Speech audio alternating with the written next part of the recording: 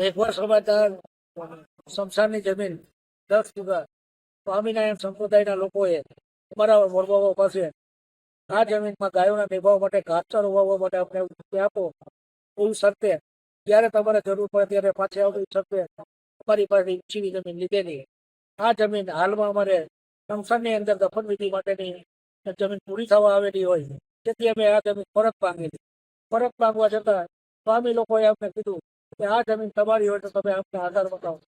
100 વર્ષ પહેલાનું જે અમારું સંસાર આજમાં અહીંયા આવે છે કંઈકની આ જમીન છે. 200 વર્ષ પહેલાનું જે આ સંસાર છે એનો અમારી પાસે આધાર ના હોય તો એ કંઈકની આ જમીન એનો આધાર અમારી પાસે હોય ત્યાંથી.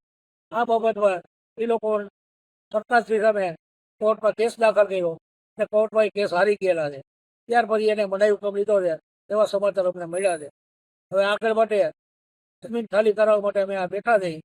જે નિર્ણય આવે એ જોયું જાય છે તો એ બેઠા થઈ જે થાય. મને અત્યારે હાલમાં 210 ડાયાબિટીસ બતાવે છે અને 370 ડાયાબિટીસ બતાવે છે.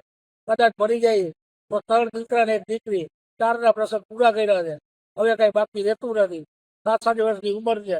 ભોગવો તો કરી લીધો છે અને સમાજ માટે ને સંસ્થાની જગ્યા માટે કદાચ ઉપર જાય તો કોઈ અમને અફસોસ નથી. 2005 અમારી લડાઈ ચાલુ છે પણ આજ દિવસ સુધી અમને કોઈ પણ પ્રકારનો રિસ્પોન્સ આપ્યો નથી.